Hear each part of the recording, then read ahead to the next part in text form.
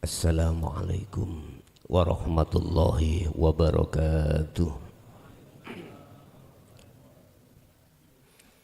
Ila hadratin Nabil Mustafa Rasulillahi sallallahu alaihi wa alihi wasallam wa ala alihi wa azwajihi wa dzurriyyatihi wa qarabatihi wa ahli baitihi wa ashabil kiram wa ila jami'il anbiya wal mursalin wal awliya wasyuhada wassalihin wa tabi'ina tabi'ina ila yaumiddin, khususan jami'i masayikhi ila muntahum wa ila abaina wa ummahatina wa azdatina wa masyaikhina wa auladina wa azwazina wa dzurriyyatina wa ahli baitina wa jami'i man tabi'ana, khususan jami'il arwah fi hadil majlis wa ghairuhum lahumul fatihah. A'udzu billahi minasy syaithanir rajim. Bismillahirrahmanirrahim. Alhamdulillah. Iyyaka na'budu wa iyyaka nasta'in.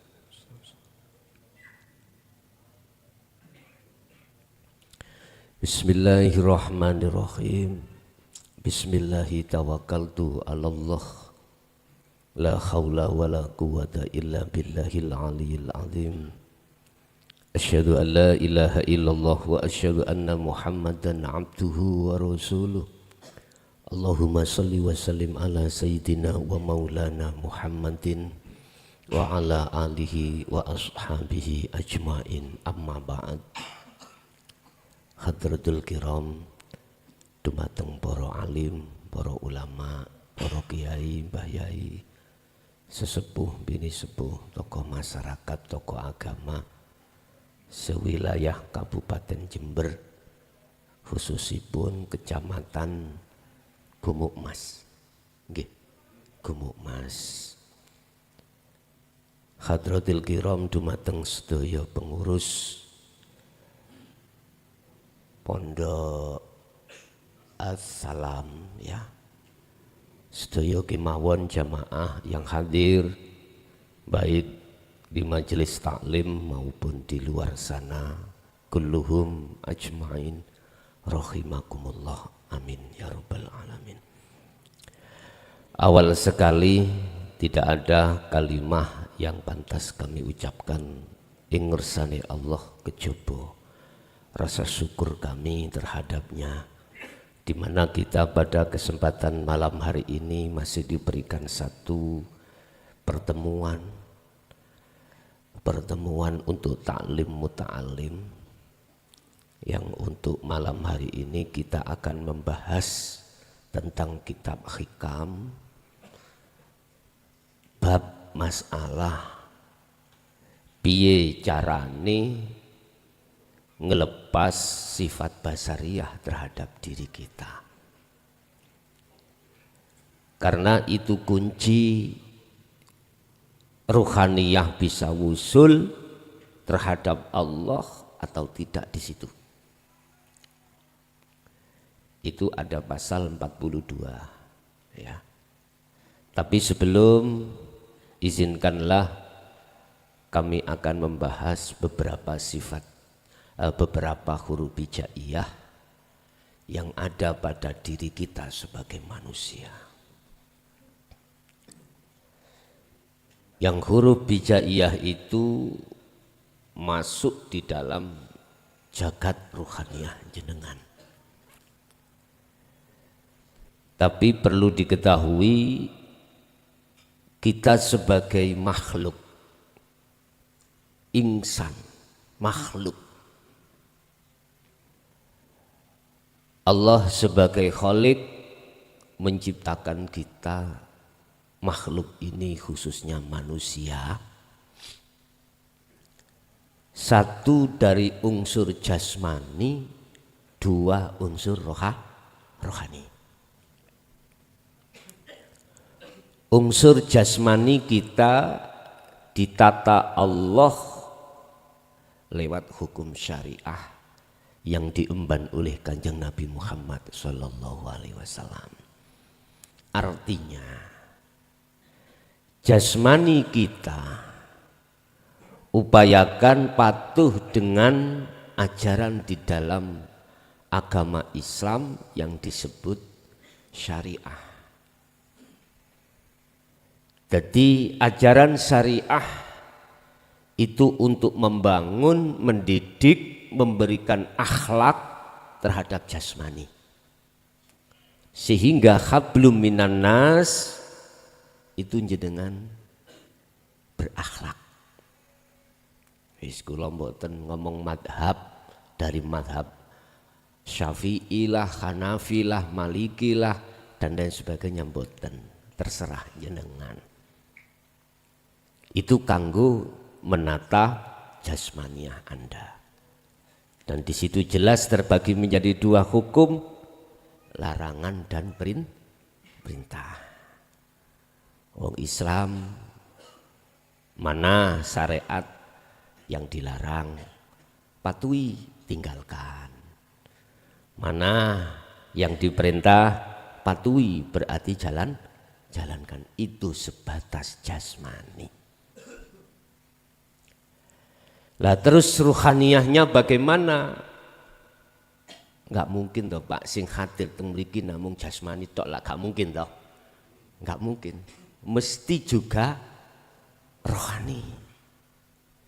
Lah, saya lebih fokus malam hari ini akan membahas pengajaran rohani. Pengajaran rohani.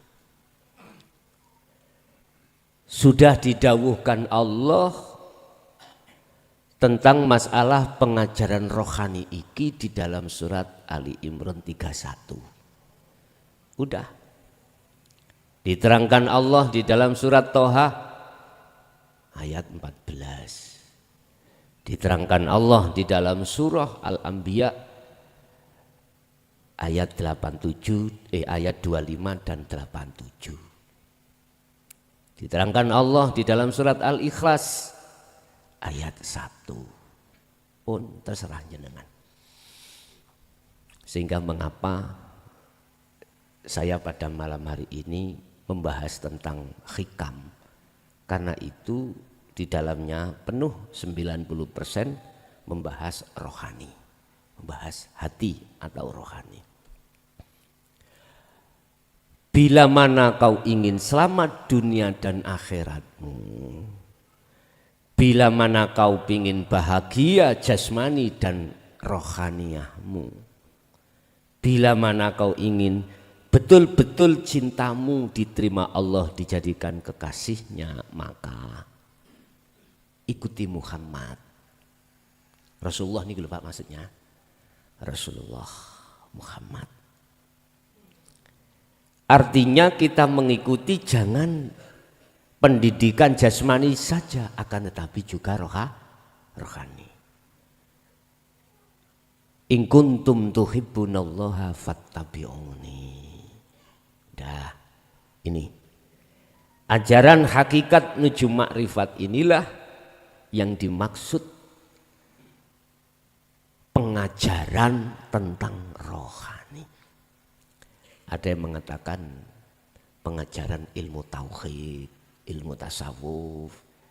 Kalau mbahku biyen niku ilmu tuwek nger, ilmu kaweruh wis babano.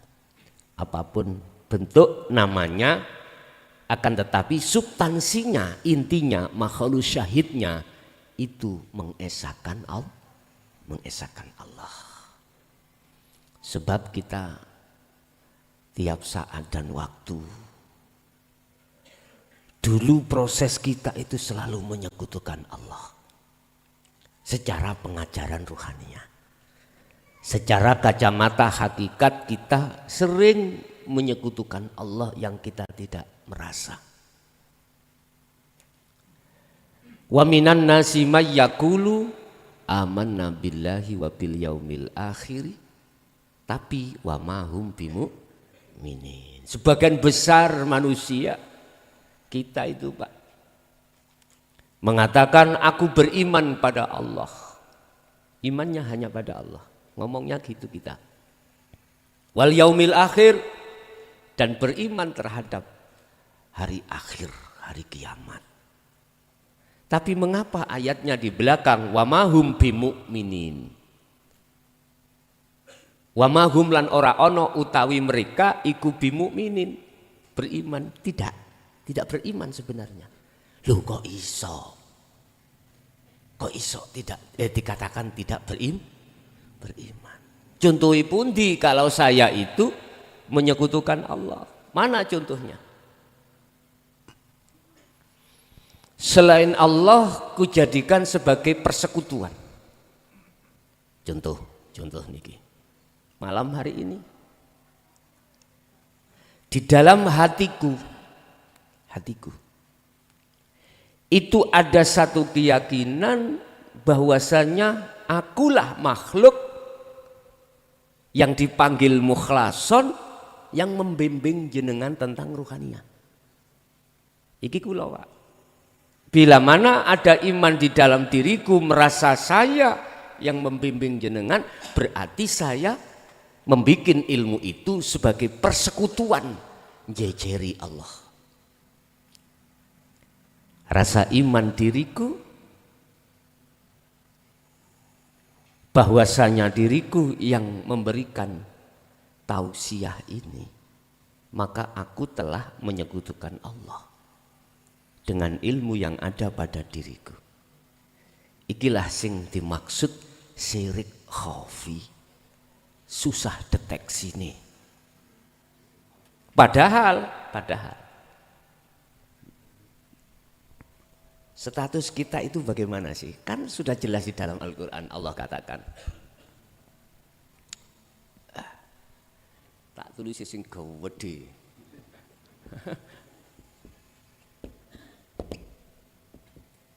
Nggih mboten? La haula wala alias patung. Manusia itu tidak punya daya upaya apapun dan kekuatan apapun, kan nggak punya toh Pak.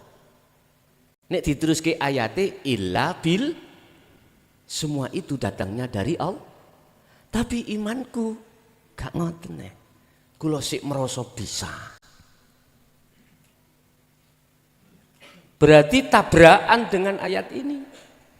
Inilah letak kalau saya itu masih menyekutukan Allah. Belum lagi yang lainnya.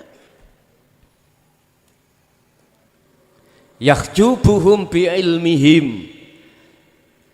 Kalau saya tidak lekas mencari satu tindakan pelepasan tentang keakuanku dalam hal berilmu, maka yahjubuhum bi'ilmihim. Dengan ilmu itu Gusti Allah nutupi hatiku dengan Allah. Bukan Allah sing ketutupan, tapi saya yang tertutup. Iki contoh.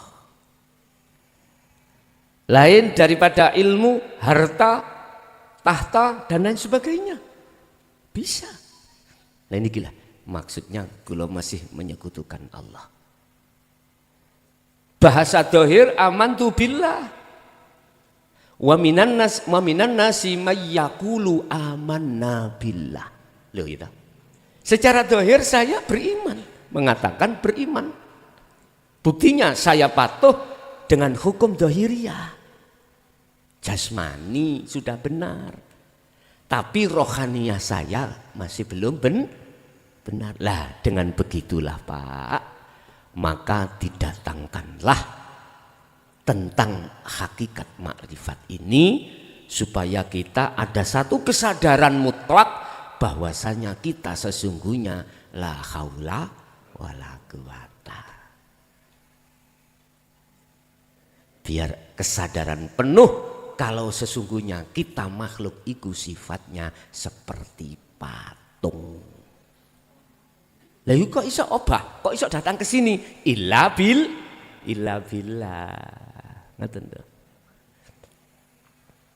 Jadi inti daripada pengajian tauhid rohani ini untuk menyadarkan rohaniyah kita supaya tidak terjangkit penyakit syirik. Ya bunayya, surat Luqman ayat 13 ya. Surat ke-31 ayat 13. Wahai anak putuku, kata Luqman, la tusyrik billah. Jangan ada di dalam dirimu penyekutuan terhadap Allah. Sebab inna syirka sak temeni perbuatan syirik iku la zulmun adzim. Menggelapkan hati kita. Iku la zulmun adzim, kalau bahasa Indonesia itu menjadikan gelap gulita hati kita. Bahasa Jawa peteng dedet. Bahasa umum dosa sing paling gede. Dosa yang amat besar. Termasuk kesirikan hati saya tadi dengan ilmu. Dengan ilmu. Bapak Ibu, inilah sekedar muqaddimah bahwasanya kita dituntut oleh Allah untuk menyempurnakan keislaman kita. Baik secara jasmani juga secara rohani. Surat Al-Baqarah 208. Di situ Allah menegaskan, udkhulu fisilmi kafah. Masuklah kamu di dalam agama Islam dengan sempurna. Sesungguhnya enggak ada Pak agama selain Islam, enggak ada. Iya. Mulai zaman Nabi Adam sampai Nabi Muhammad sampai sekarang, agama itu cuman ahad. Islam. Enggak ada selain Islam, enggak ada. Aja ndelok dohire, nek ndelok dohire gelut awakmu.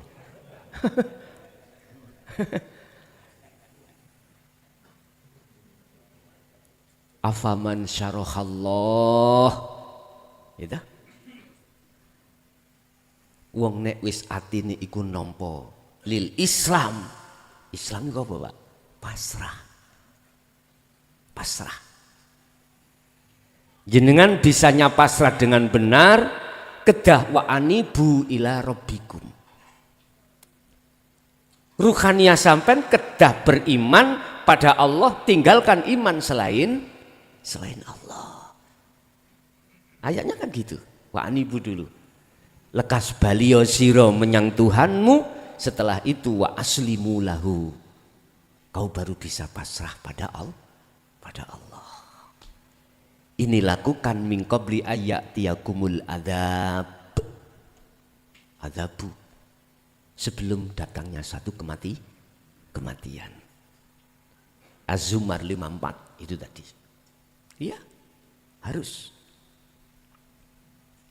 Kalau tidak, sumalatun sorun. Setelah kematian, kita mengadakan perjumpaan terhadap Allah. Mohal. Allah menolongnya. Mohal. Alias enggak mungkin. Sehingga di situ wa min waraihim barzahun. Kita dipapak satu alam, disebut alam barzah. Yaitu sebuah dinding yang menutup ruhaniyah kita gelap gulita. La zulmun adzim tadi.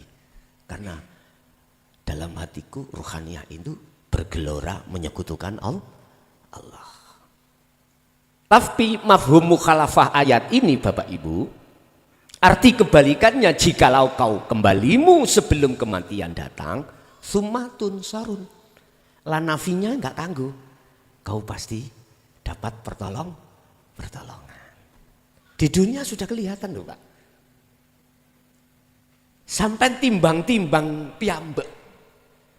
Sampai rasakake sendiri sebelum ruhaniyah jenengan kali kula dididik oleh Allah lewat jalur dinul haq, ilmu hakikat nuju makrifat, bagaimana ketika saat menghadapi persoalan duniawiyah.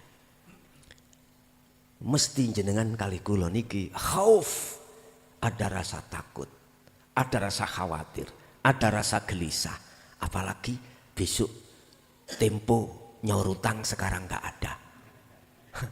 Sudah tempo balik kepada bank.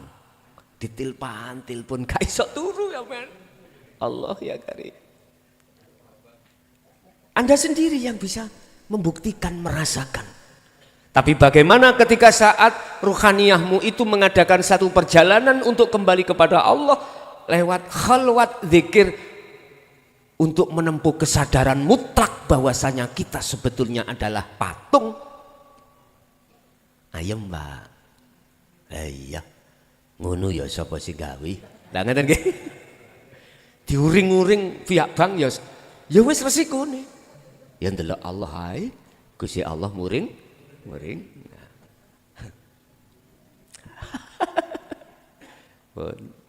Inilah pentingnya kita itu untuk mengenal ilmu.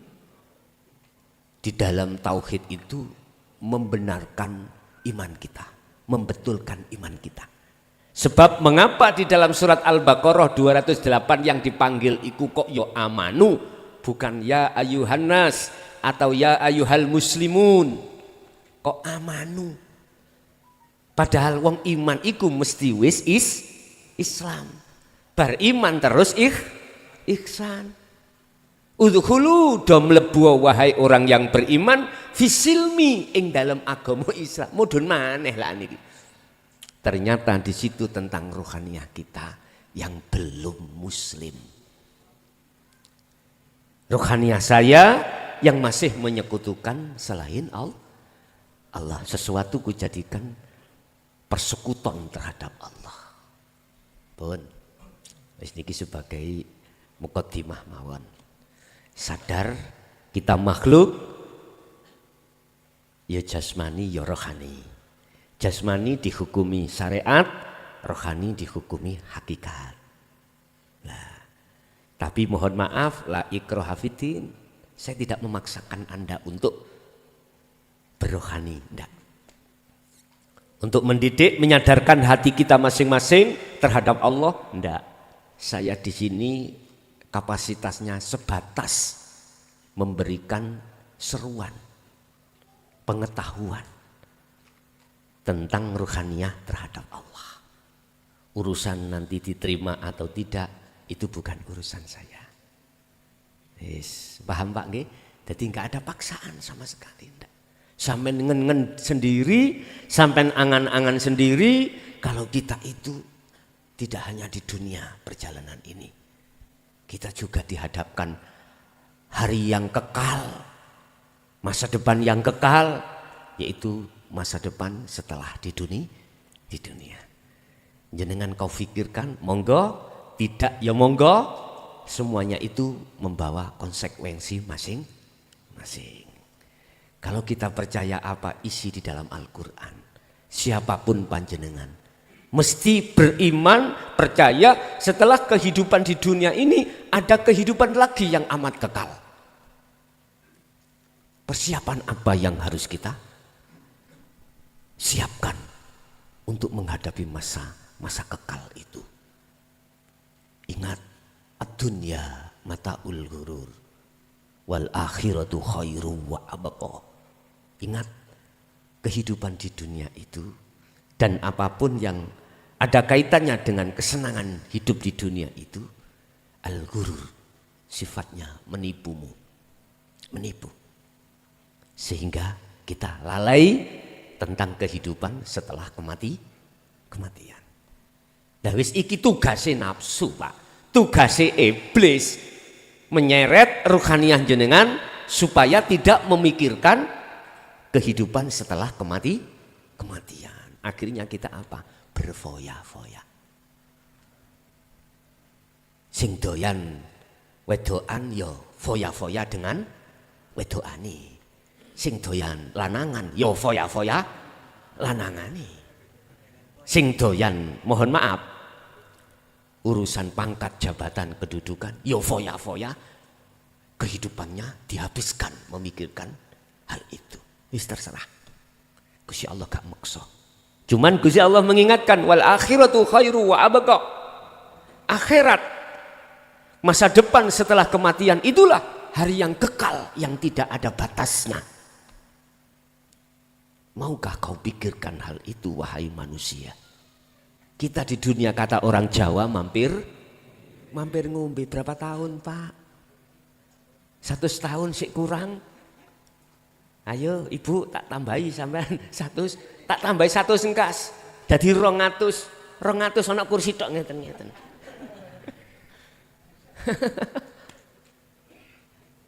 Toh walaupun 200 ya ada batasnya.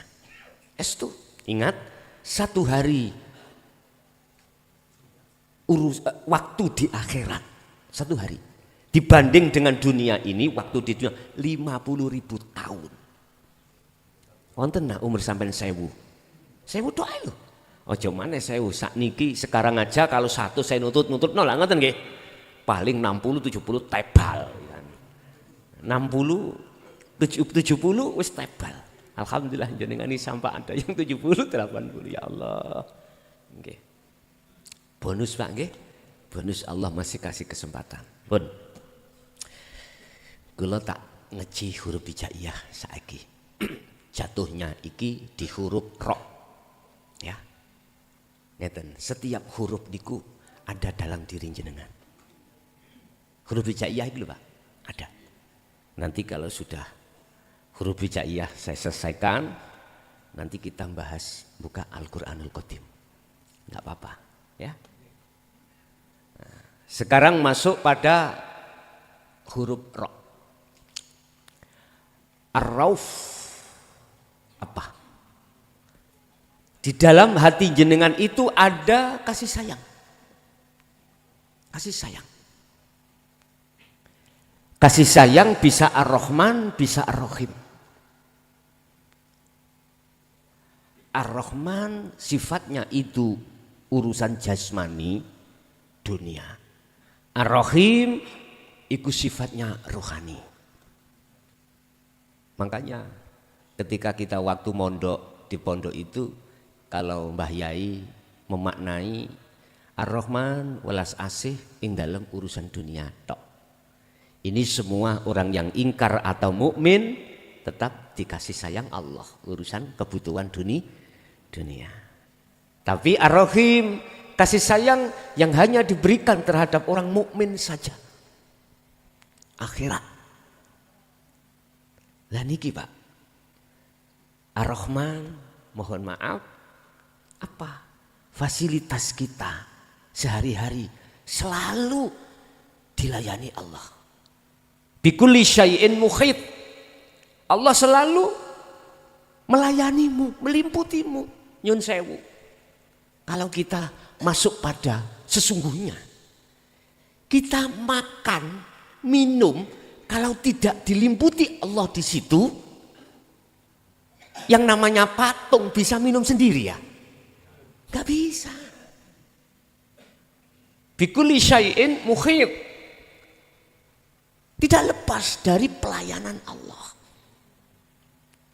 Lah berhubung ruhaniah kita belum punya satu kesadaran bahwasanya semua apapun, sekecil dan sebesar apapun makhluk itu dilimputi Allah, dilayani Allah, maka kita cuek-cuek saja.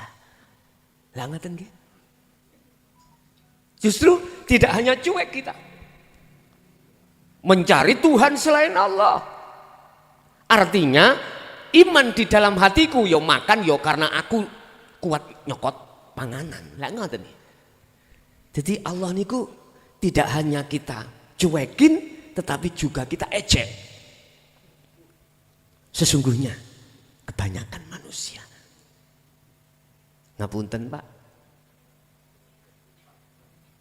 Sederhana Pak. Ukuran kita itu sesungguhnya kita tidak hanya nyuekin Allah, bahkan mengejek Allah barometernya. Barometernya ya. Ketika kita sholat, mohon maaf lah. Sekali lagi saya mohon maaf. Bukannya saya sok khusyuk, enggak lho Pak ya. Enggak, saya sama dengan jenengan. Sama. Kita untuk mengetahui kalau kita itu tidak hanya nyuekin Allah, bahkan mengejek Allah. Sholat sajalah. Kita ukur di situ. Evaluasi diri. Mengapa kita teringat selain Allah?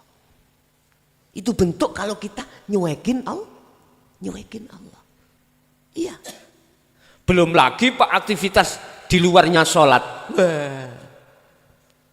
Apalagi kalau sudah kita jadi orang kaya. Apalagi sudah jadi kepala desa.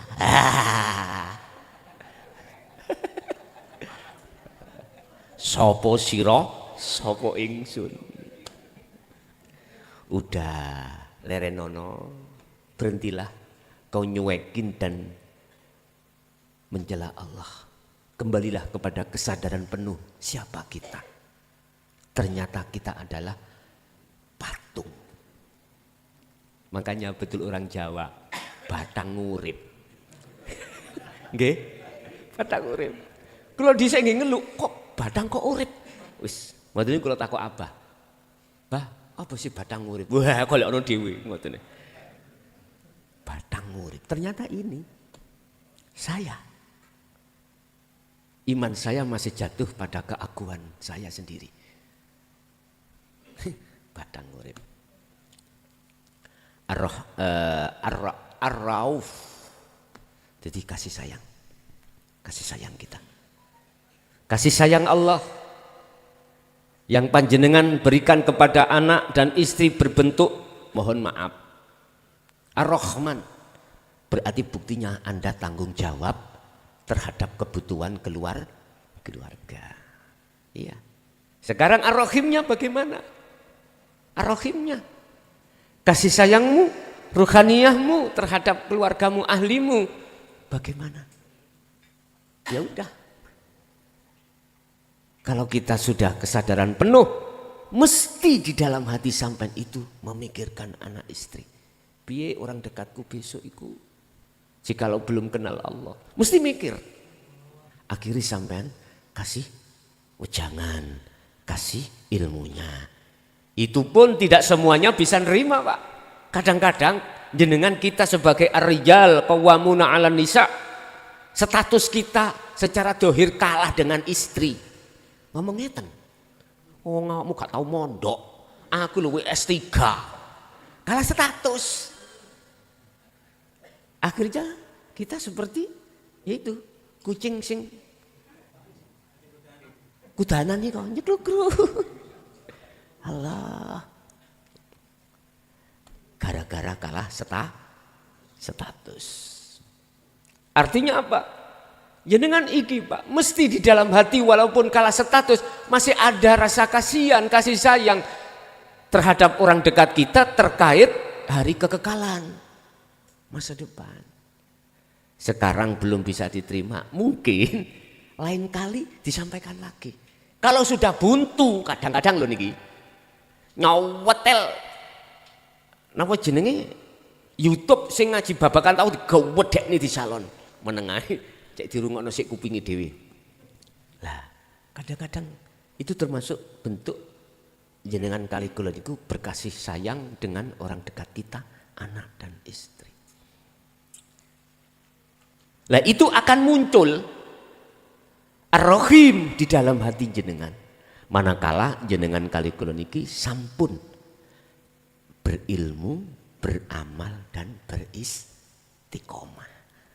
Baru. Karena sudah membuktikan sendiri bagaimana dampaknya ketika ruhaniyah kita sudah melakukan khalwat dzikir menghadap pada Allah. Ini nanti juga kita akan kami bahas. Terus selanjutnya di situ Zainal Ma'bud napa? Adalah merupakan satu kebanggaan pada seseorang kalau sudah sampai pada status niki patung. Artinya apa? Jenengan tidak ada mamang besok tentang hari kebangkitan lah, hari pembalasan lah, hari apalagi penghisapan atau hari kiamat. Sudah gak ada kemamangan. La khaufun alaihim wa lahum yahzanun. Ala inna awliya Allah la khaufun alaihim wa lahum yahzanun. Kebanggaan dalam berubudiyah jenengan. Kumawulo, penyempurnaan kumawulo. Di mana Anda sudah merasa mengimani menjadi patung, artinya segala-galanya itu Allah. Nah inilah yang disebut Zainal Ma'bud. Apa? Kebanggaan satu hamba, pengabdian pada Allah. Nah itu akan terjadi manakala jenengan ini sudah memegang takwa. Inna akramakum indallahi atqakum. Loh, derajat yang paling tinggi takwa, ilmu, amal, istiqomah. ilmu tentang dinut tauhid, amal tentang praktek khalwat, nuju istiqomah terus menerus. Jadi rasa kekhawatiran so aku mati dadi opo, nggak ada. Aku so iku digepui mungkar nakir dengan godohnya apa ndak. So aku ditakoni sok jawab opo gak ada rasa khawatir. Kata malaikat ngene, udhuluha bisalamin. Amin. Lah nyapa gak takon malaikate, sing ditakoni luwih pinter tinimbang sing nakoni.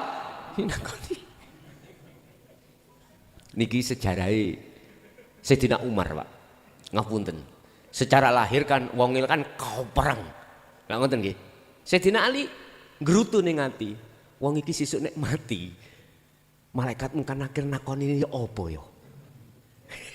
Sempat Sayyidina Ali itu ngrutu seperti itu. Udkhuluha do mlebu sira kabeh. Ha iki jannah ya, rahmat. Bisalamin aminin, dijamin jalannya aman sentosa, enggak ada penghalang. Itu karena apa? Kembali kita kata Rasul kalbarki seperti kilat. Karena kita ketika saat di dunia sudah sering bertemu Allah. Lah ketika idza jaa ajaluhum, di situ ya ajal teko. Lah jenengan disuruh wa inna ilaihi rajiun, kembali pada Allah, wis gak heran. Wis gak mamang maneh. Siratal mustaqim jenengan sudah sering sampai lewati, ya udah. Makanya mengapa surat apa Bang? Udhulu habis salamin aminin. Ayo. Mbah amen kol dhewe. Pon. Terus untuk menciptakan huruf za dalam diri kita, ya nggak ringan Pak, nggak ringan. Ada proses kita itu tolap mencari ilmunya, ilmu hakikatnya, ya tak? Terus setelah itu kita beramal. Alladzina yastami'unal qaula wa yattabi'una aksanahu. Az-Zumar 18. Kita harus dengarkan. Kita bertolap itu kan mendengarkan. Jadi ilmu didengarkan, setelah itu wa yattabi'una aksanahu. Menjalankan apa maksud ilmu itu tadi di dalam kehidupan sehari-hari.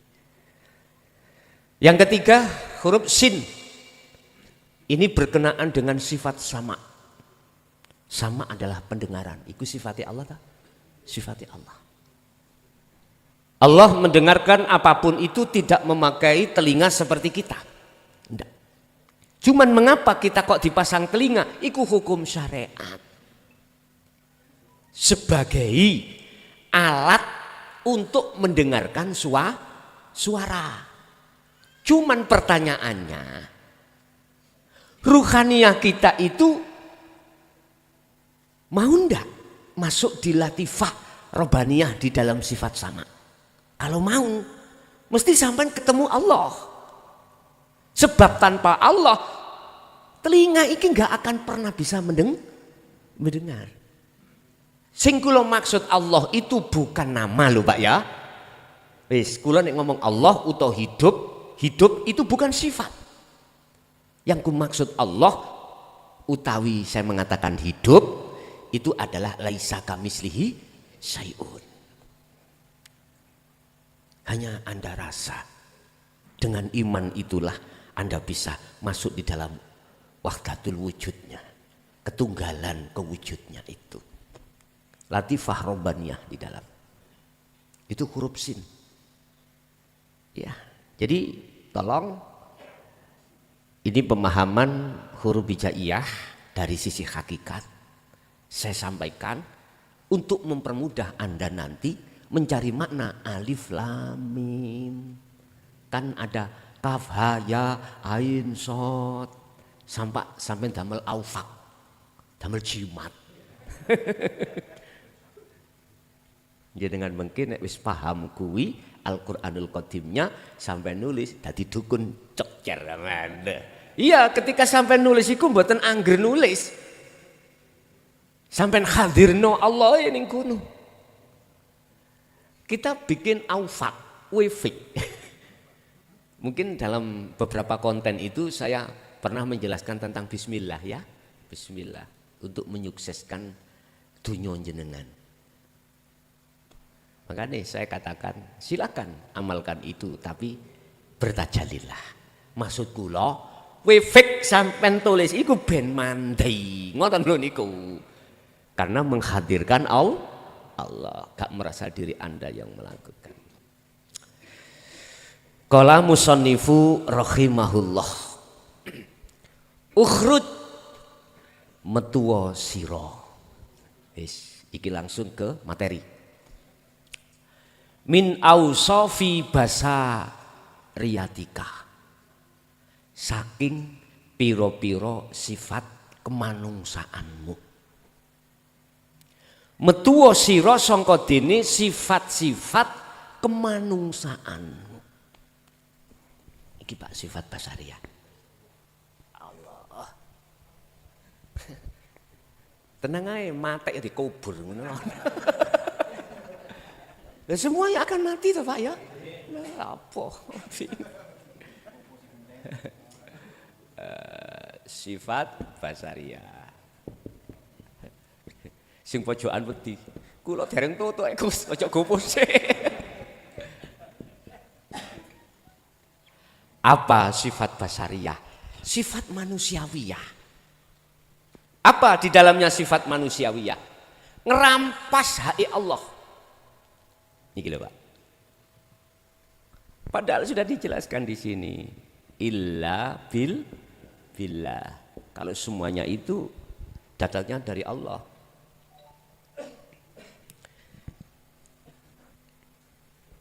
Sifat manungso. Basariyah pada umumnya moga enak njaluk enak kabeh iku sifat basariyah.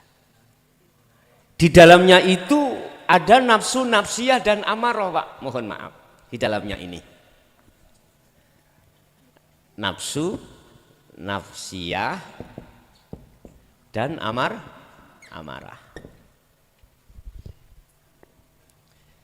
Nafsu nafsiyah itu akan mendorong ruh sampean kali kula untuk melakukan tindakan jelek pada Allah. Apa? Melupakan iki lho Pak. Melupakan Allah.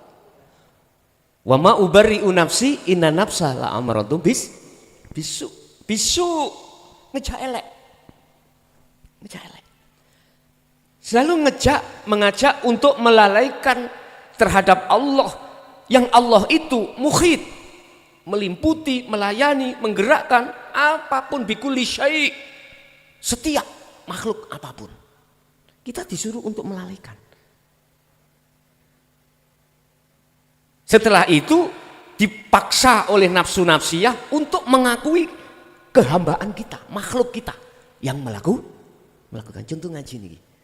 Nafsu nafsiyah saya bendino ngiting disuruh ngakoni yang memberikan pengajaran ini saya. Lah nek gurune wuta muridé yo picek. Enggak bisa Pak sampai ke tempat tujuan. Orang buta si A dituntun orang buta si B nuju nang tujuan, akal jawab enggak tutup. Gak bisa sampai ke tujuan. Mestinya yang menuntun si B iki gak buta, minimal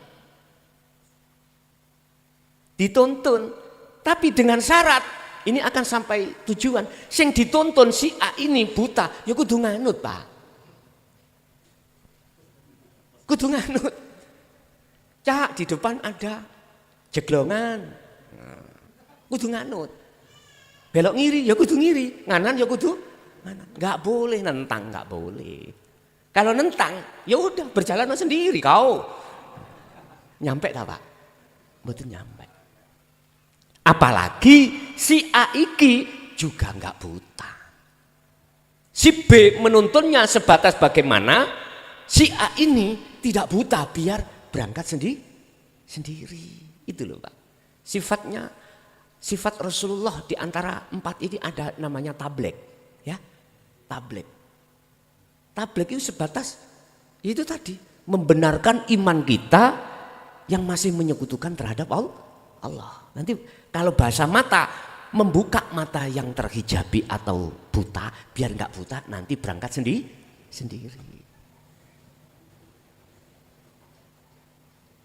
Dan si A si B nuntun si A sito, oh kok wadah mosok sito, wis kesawen. Dibuka mripate ben melek kabeh berangkat bareng, berangkat sama-sama. Kalau pucuk gunung kalau surga, ketinggal Pak. Lewatnya mana? Ya ini, ketinggal jalannya, lurus. Ada yang berjalannya langsung naik ke atas red.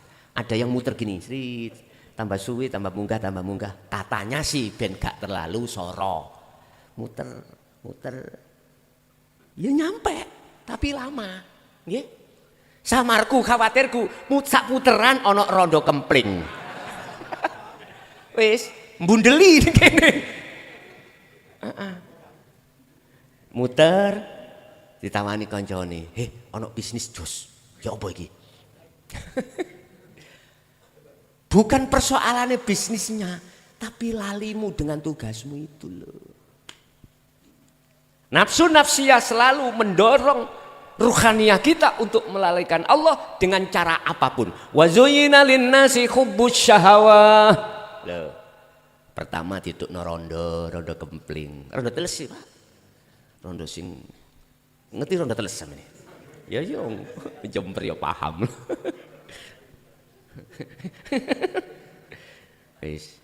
Bukan rondone sing bahaya. Sing bahaya itu lalimu dengan tugasmu iki lho. Tugas sucimu lali. Biasanya ngoten, Pak. Lalai mergake kebulet bokong. Allah. Bukan bahaya. Niki mboten penghalang. Sesungguhnya mboten penghalang, penyedap rasa. Kalau jenengan itu tidak lupa dengan tugas fitrah, ya, sebab di situ ada Allah enggak? Ada. Kalau enggak mengapa Rasulullah kok sampai nikah 4, ya? Nikah 4. Itu Rasulullah loh ya. Gak cukup 1, 2, 3. Oh vitamin jadi. Ada yang mengatakan vitamin, nek cara kula penyedap rasa. Dengan catatan nek mboten kebulet. Alias jenengan ingat tugas mulia dirimu, yaitu bertemu Allah. Jaya baru cuman gini. Wes iki lho kalau gunung les. Ya kudu nggo suwiwi.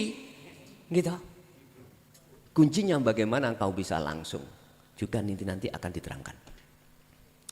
Ukhruj, keluarlah dari sifat kemanusiaan. Artinya kita didorong oleh nafsu di situ untuk muncul keakuan makhluk. Nah gitu loh Pak. Didik si A, si B, si C. Kita dalam iman kita didorong oleh nafsu untuk ngakoni selain Allah itu yang berperan. Contoh, tak liwat nih ngeten. Iki kopi ning ngarepku. Nek gak tak liwat nang ngene kapan ngombe kopiku.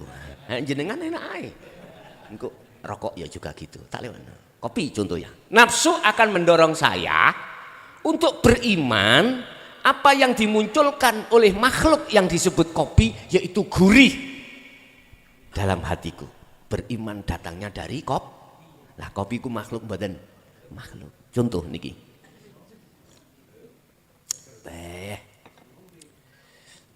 Sama juga gitu rokok. Jari sing ahli hisab. Duren cangkokan lak ngono ah.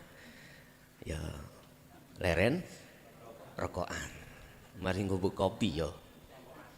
Jaduke ya kudu rokok. Iki sing wis ahli hisab ya. Kalau mau nyeritani tok, nyeritani wis sak buktine pisan. Loh. Nafsu iku dorong di situ. Enggak boleh roh itu bisa bertemu Allah di situ. Bikuli syai'im muhit, Allah melimputi di dalam kopi. Sehingga ada muncul rasa gurih, rasa pahit, itu semata-mata datangnya dari Allah. Gak boleh nafsu itu, roh itu masuk di situ, gak boleh dihalang-halangi. Nah inilah yang ku maksud Ukhruj min ausofi basyariyatika. Metuo siro iku roh. Roh iki. Jadi mukhatabnya ini roh. Hiroh metuo amakmu, keluarlah dirimu dari sifat manusiawiyahmu. Yang tadinya kau beriman datangnya pahit dan gurih itu dari kopi, keluar roh. Imanlah semuanya itu datangnya dari Allah. Nah, itu loh maksudnya itu. Angkuli wasfi munakidin liubudiyati. Dari setiap sifat-sifat yang tercela. Mana sifat yang tercela? Itu tadi. Hatiku ada iman bahwasannya selain Allah itu bisa mendatangkan manfaat, contohnya kopi, mendatangkan rasa pahit, gurih, atau mendatangkan mudorot. Mudorot. Itu sifat tercela kita. Lagi sifat tercela di dalam keakuan makhluk itu, Pak, ada hasud, ada riak, ada takabur, dan lain sebagainya. Nah, itu timbul dari nafsu-nafsiyah yang ada di dalam sifat basariyah. Makanya harus kita tinggalkan itu. Sebab semuanya itu menjadi sifatnya Allah, sifatnya Allah. Tak masukkan semua itu di dalam la haula wala quwata. Haula wa quwata itu sifatnya Allah. Lah kok kita miliki? Lah kok kita rampas? Keluarlah kau dari sifat perampasan dirimu. Itu maksudnya seperti itu. Mengapa kita diperintahkan untuk melepaskan diri dari sifat basariyah? Litakuna linidail haq. Litakuna, supaya kita itu linidail haq, mujiban, bisa mendatangi panggilan Allah. Panggilan Allah. Kita kepinginan, ada keinginan untuk sholat. Karena memang azan. Berarti azan itu panggilan. Undangan Allah. Nida, panggilan. Mestinya kita sholat iku wajib bertemu sing ngundang, yaitu Gusti.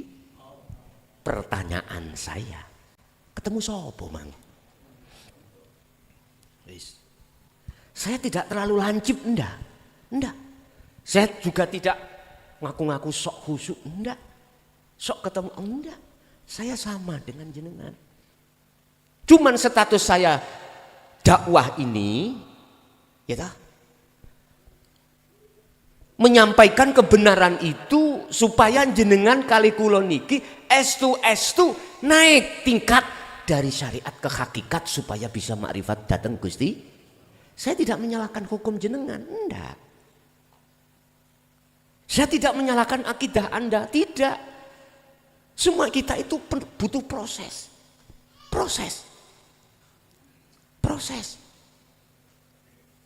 Cuman apakah salah saya memberikan motivasi terhadap panjenengan yang asalnya ketika sholat itu bertemu, mohon maaf Pak, tergantung poksi kita.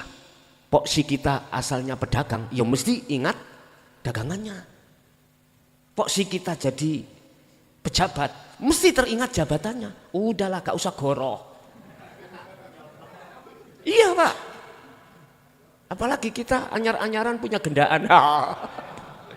Wes.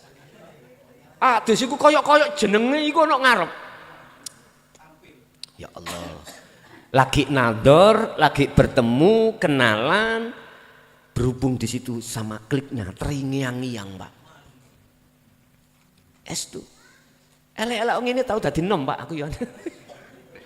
Dulu seperti itu. Bahkan kata Bilbrot, kalau cinta sudah merasuk, tai kucing rasa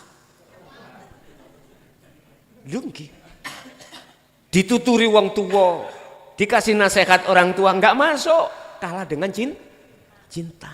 Lu estu. Kulo ngalami piyambak. Kulo niki punya putra, Pak. 7 putra saya. Ojo takon bojo lho ya. Api nganut Allah hai. Enak ngalir ya. Dikasih Allah ya diterima. Gak dikasih ya gak njaluk. Lho ngoten niki. Dikasih ya mboten nolak. Mboten nolak. Estu. Lah putra niku kula niki 7. Sing pertama itu iki jenenge menungso Pak ya. Wong namine lare. Wis gak adoh ambek kita dulu lho Pak ya. Nek wis mencintai si A dienggokno iku wangel. Gitu ya. Wangel. Dienggokno iku wangel. Zaman sekarang Pak tidak seperti dulu. Kalau dulu gudel nganut kebo, sekarang kebo nganut gudel. Jawabnya ngene. Anak-anak kita semuanya, Pak, Bu, sing lakoni ku saya. Lah gitu ya. Bisa apa kita sebagai orang tua? Wong sekarang anak sekarang itu mohon maaf loh ya. Mohon maaf, sungguh mohon maaf. Dilarang itu berani minggat ya Pak. Dulu, ayo nglibet ae. Jenengan pun sepuh-sepuh, aku yakin dulu iku nikah iku dijodokno Pak. Iya. Lho ya, buanter ya. Nggih sing sepuh-sepuh ngoten. Jadi nggak tahu. Iki garwaku nggak tahu. Katanya, kalau takut Mbak Yu saya dulu itu. Mbak Yu saya itu dijodohkan Pak. Nggih. Lah ngoten niku. Mboten patuh. Turu sak kamar iku nek gak 40 dina mboten kuwel. Isin-isin terus e. Nek wis 40 dina jarine lho ya. Sikile niku didempetno. Terus ngoten. Baru ya terusno dhewe. Hari pertama sampai 40 hari ku belum berani menjaga rasa izin dulu Pak ya. Kalau sekarang belum nikah kebanyakan wis meteng. Nggak ngerti nggih? Kebanyakan. Katut ke barat-baratan nggak ngerti. Pun. Mengapa kita disuruh oleh Allah lewat makalah ini, walaupun makalah ini secara kitab itu dari makalah Syekh Ibnu Athaillah. Ikulah makhluk toh. Kalau secara hakikat dari siapa? Dari Allah. Benar makalah ini status hukumnya itu di ijma' qiyas. Artinya di dalam kitab tidak tertuang di dalam Al-Qur'an ataupun As-Sunnah. Tetapi di dalam diri beliau, Syekh Ibnu Athaillah ada siapa? Itu yang berperan. Akhirnya mengeluarkan fatwa. Ukhruj, keluarlah kau dari sifat basariyahmu yang selalu mengajak melalaikan Allah dengan maksud supaya litakuna linidail haq mujiban. Supaya kamu itu gampang ngrungokno panggilan Allah dan bertemu Allah. Contoh sholat lagi, contoh dahar madaran sampean luwe iku panggilan Allah, nidak panggilan. Udah, kalau itu panggilan Allah, ketika jenengan makan harus bertemu Allah. Nah, ini hanya bisa dilakukan oleh orang-orang yang sudah masuk di dalam surat Az-Zumar ayat 18. Siapa mereka? Alladzina yastami'unal haq, yastami'unal qaul. Mereka yang sudah menerima ajaran Rasulullah dinul haq ini. Lalu wayattabi'una aksanahu. Dan jenengan mengamalkan. Mboten mengamalkan itu ngajarno nang wong liya mboten. Maksudnya mengamalkan, mempraktekkan ruhaniyahmu itu berkhalwat dengan kunci zikir bertemu Allah, yaitu sirul asrar. Ini namanya Anda menganut, mengamalkan terhadap qaul, ajaran yang telah disampaikan. Wis, akhirnya jenengan ketika saat dahar ati sampean merasakan kehadiran Allah yang meliputi jenengan. Sehingga tangan akhirnya bisa ngangkat nasi, bisa megang rokok, bisa nyumet rokok. Tak gecok terus kat sama lali ya. Iya. Akhirnya bisa nyedot. Kemudian bisa mengeluarkan. Itu. Coro mata bisa melihat keindahan sifat jamalnya Allah. Telinga bisa mendengar suara kalam-kalam Allah. Udahlah, nggak bisa kita hitung Pak. Nggak bisa kita menghitung anugerah Allah yang setiap detik itu diberikan pada kita. Contoh, ayo. Sekarang umpama, napas ajalah. Dalam waktu 10 menit Allah tidak melayani kita. Bernafas. Gantiin duit 1 miliar. Puruna sampean. Jelas gak tahu. Berarti anugerah Allah tidak bisa kita tukar dengan bentuk finansial. Gak bisa. Contoh mawon napas. Diambil aja. Wede. Son, awakmu tak cukup napasmu 5 menit. Tapi awakmu tak kei duit 0,5 miliar. Gelem kira-kira. Ayolah. Aku yakin semua yang hadir tidak mau. Berarti tidak ada nilai ukuran. Nah, kebanyakan manusia selalu lalai dengan masa-masa itu. Sebab apa? Sebab tidak ada kesadaran di dalam ruhaniyah kita, batin kita, bahwasanya semua apapun yang terjadi itu yang melayani cuman Gusti.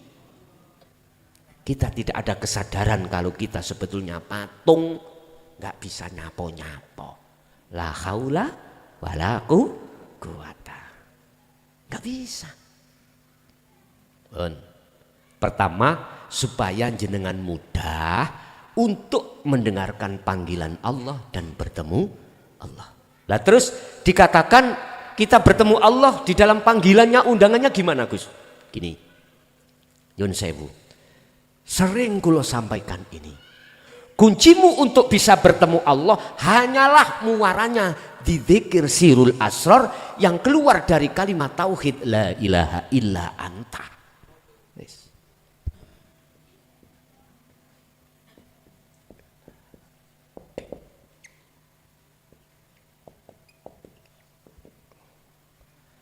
La ilaha illa anta. Anta itu kamu. Kamu itu berarti sudah di hadapan jenengan. Dekat. Anta itu Allah maksudnya. Anda sudah merasa Allah itu ada di dalam dirimu. Di luar dirimu dekat sekali. Itu karena Anda sudah mendapatkan wahyu. Atau sudah mendapatkan dzikir sirul asrar. Okay. Akhirnya muncul dzikir namanya sirul asrar.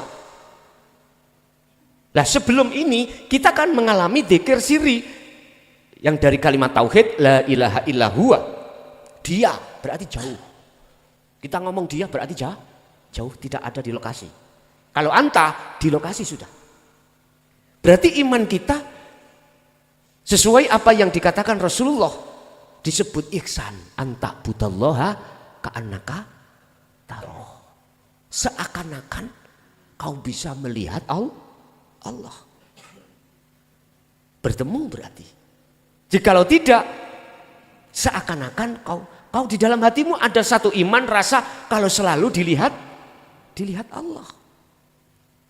Apapun yang kau kerjakan, kau masih merasa dilihat Allah di dalam muraqabah. Belum musyahadah. Nah inilah Pak, proses jenengan dikatakan bertemu itu di situ nanti. Jenengan merasa selalu dilihat Allah. Habis itu Anda sudah dikatakan seakan-akan melihat Allah. Artinya Anda sudah menjadi patung. Semua itu Allah. Nah ini yang dimaksud Kanjeng Nabi tentang ihsan itu di situ. Berarti Anda sudah bertemu Allah. Patung, dikatakan patung berarti Anda sudah fana dari haul dan kuwata. Sudah fana. Keaguan di dalam hatimu tentang dirimu yang haula wa kuwata itu sudah tidak ada. Sudah tidak berfungsi. Yang berfungsi illa billah. Yang berfungsi keanehan Allah yang mendominasi di dalam hati panjenengan. Keakuan Allah yang mendominasi di dalam hati sampean, iman sampean atas segala apapun. untuk mudahnya Anda mendatangi dan bertemu Allah. Itu pertama, disuruh untuk melepaskan sifat basariah. Yang kedua, wa min hadaratihi qoriban, supaya Anda mudah untuk takarub terhadap Allah, untuk mudah mendekat pada Allah. Sebetulnya itu Allah itu sudah dekat, Pak. Kita mengatakan jauh, merasa jauh itu karena dihalangi oleh sifat basariah itu tadi. Terhalang kita. Makanya mengapa Syekh Ibnu Athaillah itu mengatakan ukhruj, keluar kau. Terus bagaimana cara dengan mudah saya bisa keluar? Yes. Iki sampean kudu kendel. Makanya saya setuju pengurus membuat kamar-kamar khalwat, saya setuju. Sampean harus kendel, ninggalno baik secara dohir atau batin selain Allah. Untuk khalwat khusus disediakan oleh pengurus pondok Assalam tempat-tempat untuk berkhalwat. Ono sing takon, Gus, gak gendeng anggo. Sebab tonggoku, aku tahu diceritani nguniku gak ada gendeng. Bahasa ngoten niku, Pak. Cocok dengan Qur'ani. Surat Ibrahim ayat 3. Sampeyan tingali. Wa yastahibbunal hayatad dunya 'alal akhirah. Nafsu atau bolo tentarane nafsu atau bolo tentarane iblis iku menghidangkan perkara-perkara yang menyenangkan urusan dunia. Kalau sudah kebulet iku alal akhirah, kita akan melalaikan tujuan kita. Kedua, kalau tidak bisa lewat itu, wa yasudduna an sabilillah. Kita dihalang-halangi caranya dengan berbagai bahasa propaganda, termasuk gak gendeng nganggo. Gak sesat ae. Apa maneh? Dzalika dzalalah. Eta. Wis macam-macam, iku propaganda. Propagandane iblis atau nafsu dan konco-konconya, ya, temannya mesti ngomong ngoten. Nggak bisa lewat itu. Terakhir, wa yabghunaha iwaja, dibengkokkan perjalananmu tadi. Perjalananmu dibengkokkan di arah yang tidak benar. Dengan cara bagaimana? Macam-macam. Padahal di akhir ayat iku Allah menyatakan ulaika fi dzalalim ba'id. Mereka itu iblis itu, Pak, ya, nafsu dan teman-temannya. Iku fi dzalalim ba'id, tersesat jauh. Ya jangan ikuti. Khalwat tidak harus 24 jam notok, sebab jenengan khalwat khusus, ya. Tidak harus kau lakukan 24 jam notok kalau di belakangmu ada kewajiban secara dohiriah. Paling tidak malam hari sampai prai urusan dunia beleng, silahkan. Menis pada subuh keluar kerja lagi. Bengi beleng, silahkan. Kecuali malam minggu gak kerja. Beleng 24 jam, setuju saya. Ya udah. Orang yang membawa tujuan fitrah untuk bertemu Allah, jangan petung-petung, Pak. Jangan hitung-hitungan. Kira-kira kok bojoku gak ditodol PTA. Gak usah. Anakku piye terus piye. Hitung-hitungan. Ya Allah. Kok aku mbadok apa gak ya? Wis gak usah kok hitung. Terakhir, kok usul tah. Lah, iki